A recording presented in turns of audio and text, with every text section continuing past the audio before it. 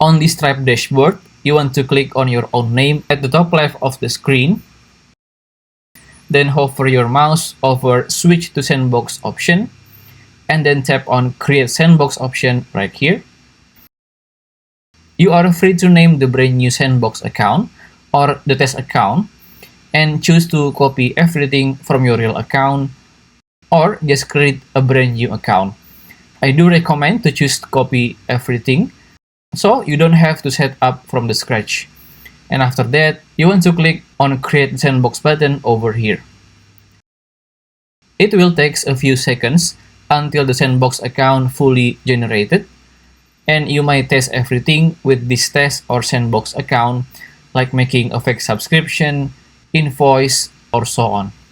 Because every subscription or payment link or even an invoice are not real and will not be sent to the real person either, it will all send to your own email. And this is good if you want to test a new payment method or just want to see the invoice from your customer perspective.